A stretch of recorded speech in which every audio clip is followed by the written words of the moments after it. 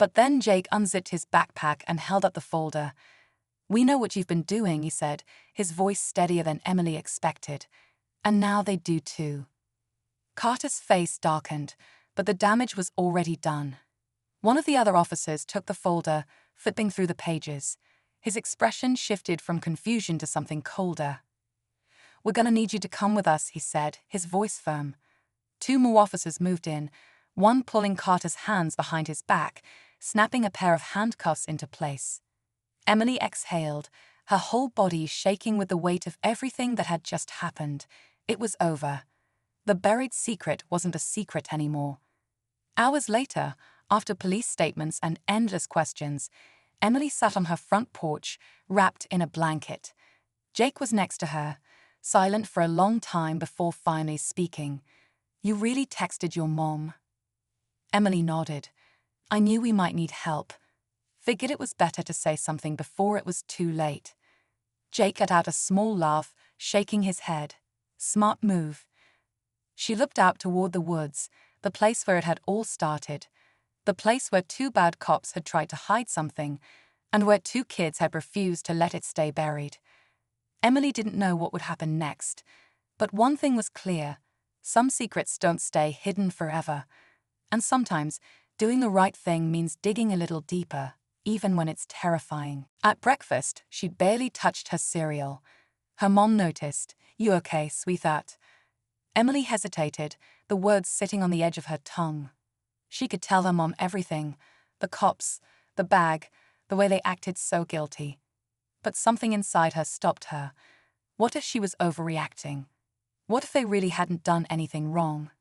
If she told the wrong person, and those cops found out, would she be in danger? "I'm fine," she mumbled, stirring her spoon around the bowl. Her mom gave her a curious look but didn't push. At school, Emily struggled to focus.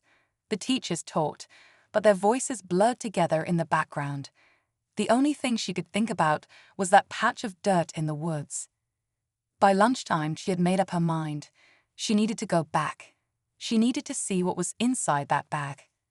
She waited until school let out, then ran home, grabbed a small garden shovel from the garage, and stuffed it into her backpack. Her stomach knotted with nerves as she slipped into the woods, following the same path as the night before. Every snap of a branch, every rustle in the bushes made her jump, but she forced herself to keep going. When she reached the spot, she hesitated. The dirt looked undisturbed, but Emily knew better. Taking a deep breath, she knelt down and started to dig. The earth was softer than she expected, and after a few minutes, the tip of her shovel hit something solid.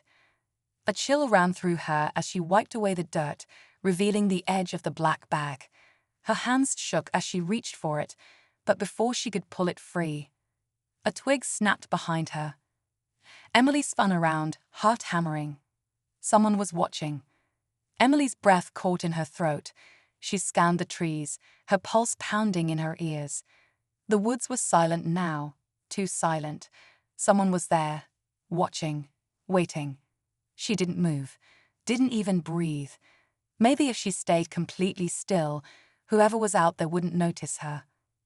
But then, from the corner of her eye, she caught a glimpse of movement, a dark figure shifting between the trees. Panic gripped her chest. Had the cops come back? Had they realized someone had been here? Emily's hands clenched around the shovel, her fingers slit with sweat. She wanted to run, but her legs refused to move. Then a voice, low, careful. "What are you doing?" Emily whirled around, her heart nearly leaping out of her chest. Standing just a few feet away was Jake, the boy from her neighborhood. He was of age, maybe a little older, always riding his bike around, always getting into trouble.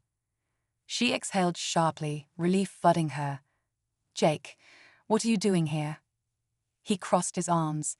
"I could ask you the same thing." His eyes flickered to the half-buried bag. "What's that?"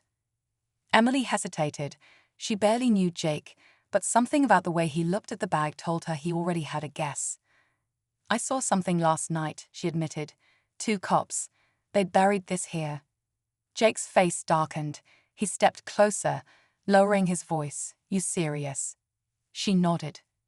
For a long moment, he didn't say anything. Then he crouched beside her, brushing dirt off the bag. His fingers trembled slightly. "We shouldn't be doing this," he muttered. Emily swallowed hard. "I have to know what's inside." Jake glanced around the woods, his expression tense. "If this is what I think it is, we're in trouble." Emily met his eyes, fear twisting in her gut. "What do you mean?" Before he could answer, the distant sound of tires crunching against gravel cut through the trees. A car, coming fast. Emily's stomach dropped. Whoever it was, they were coming straight for them. Emily's heart pounded as the sound of the approaching car grew louder. She and Jake locked eyes, both frozen in place. They had to move now. "Cover it back up," Jake hissed, grabbing a handful of dirt and tossing it over the bag. Emily scrambled to help, their hands moving fast, but the rumbling engine was too close now. The car skidded to a stop just beyond the trees. A door creaked open. Heavy footsteps crunched over the forest floor. Emily barely had time to dive behind a nearby bush, dragging Jake down with her. They crouched low, hands pressed over their mouths, barely daring to breathe.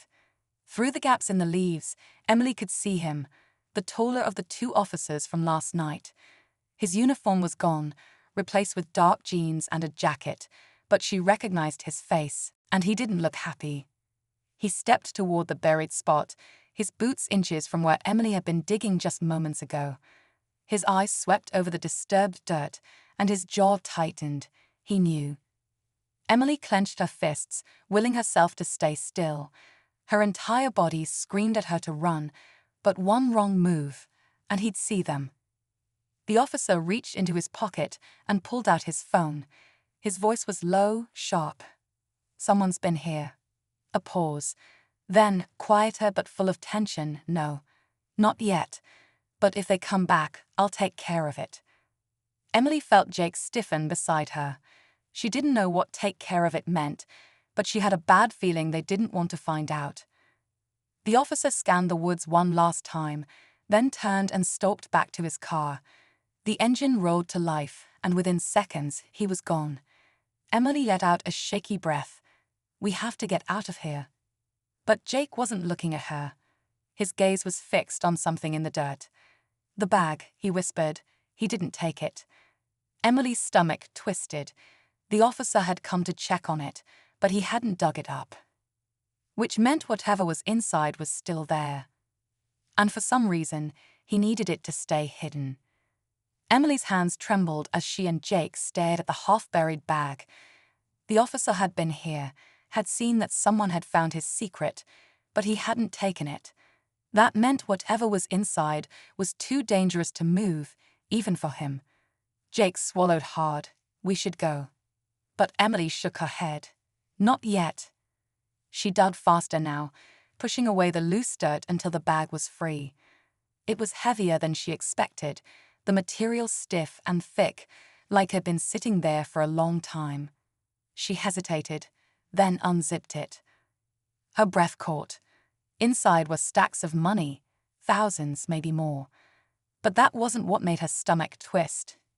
It was the folder tucked beside it, its edges worn and crumpled. Jake reached for it first, flipping it open. Inside were photos, dozens of them. Some looked like surveillance images, others were documents with names and dates. But what made Emily's skin go cold were the pictures of people, ordinary people, caught in moments they probably never realized were being watched. Some of the photos had red X across them. Jake's face was pale. "This is bad," he muttered. "Really bad." Emily didn't need him to explain. Whoever these people were, the cops had been keeping tabs on them for a reason. And some of them weren't around anymore. Suddenly, the sound of footsteps pounded through the trees. Fast, coming straight for them. Jake stuffed a folder into his backpack. "Run." Emily didn't hesitate. She turned and sprinted, her heart slamming against her ribs. Behind them, a voice shouted, a deep, angry roar. The officer. He had come back. Branches scratched against Emily's arms as she and Jake weaved through the trees, desperate to reach the edge of the woods. The sound of footsteps closed in. Closer, closer. Then, blinding blue and red lights flashed ahead. Sirens. More cops. But these weren't the ones from last night. These weren't the bad ones. Jake skidded to a stop, breathing hard. How? Emily's hands clenched around the bag. I texted my mom, she whispered. Told her something was wrong. Before Jake could respond, the officer chasing them burst through the trees, only to be met with the stunned faces of his own fellow officers. And just like that, his secret was no longer buried. For a moment, everything was still. The officer, the one who had chased them through the woods, stood frozen under the flashing red and blue lights. His jaw tightened, his eyes darting between Emily, Jake, and the other officers who had arrived. He knew it was over. One of the uniformed cops stepped forward, hand resting near his holster. "Detective Carter," he said slowly, "mind telling us what you're doing out here?" The officer, Carter, lifted his hands slightly, like he was weighing his options. Emily's chest tightened. Would he lie, try to cover it up? The night was darker than usual, the kind of darkness that made everything feel just a little more secret, a little more dangerous.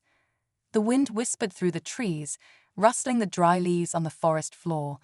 But it wasn't the wind that had drawn little Emily out of bed that night.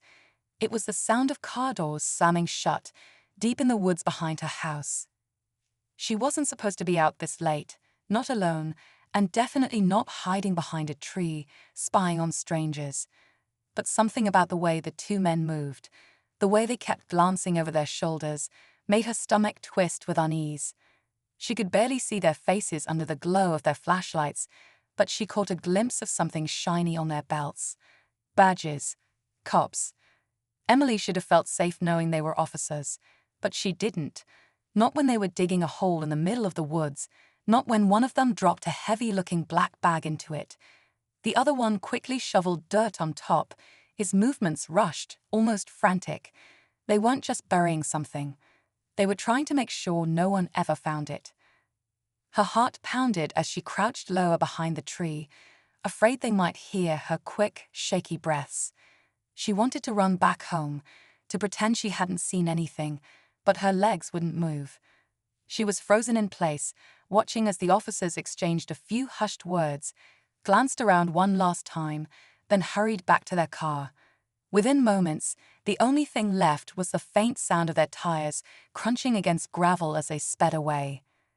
Emily swallowed hard. She knew she should forget about this, pretend it never happened. But she couldn't, because whatever was inside that bag, whatever those cops were trying so hard to hide, was something they didn't want anyone to find. And now, Emily was the only one who knew their secret. Emily stayed hidden for a long time, listening to the silence settle back over the woods. The air felt heavy, like it was holding onto a secret too big to keep. She should have turned back then, run straight home and climbed into bed, but her curiosity wouldn't let her. Her fingers curled into the rough bark of the tree as she stared at the patch of freshly disturbed dirt. What had they buried, and why? Emily's mind raced through possibilities, each one worse than the last. She had always thought of police officers as the good guys, the ones who were supposed to protect people. But tonight, she had seen something that didn't make sense. If they were doing the right thing, why had they been so nervous? Why had they kept looking over their shoulders like they were afraid someone was watching? The thought sent a shiver down her spine. What if they had seen her? What if they came back?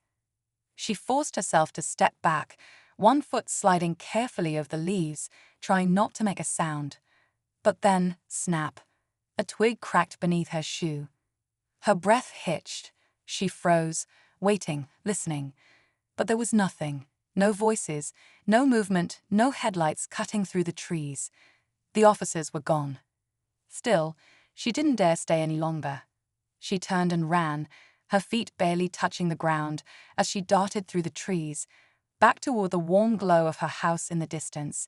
She didn't slow down until she was climbing back through her bedroom window, heart pounding so loudly she was sure someone would hear it. Lying in bed, she stared at the ceiling, her mind spinning. Should she tell someone? Her parents? No, they wouldn't believe her. Adults never did. Maybe she should just forget about it. But she knew she wouldn't.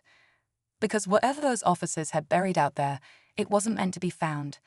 And somehow, that made Emily want to find out the truth even more. The next morning, Emily couldn't shake the feeling that she had seen something she was never meant to. Every time she closed her eyes, she pictured the two officers standing in the moonlit clearing, shoveling dirt as if their lives depended on it. The memory clung to her like a shadow, refusing to let go.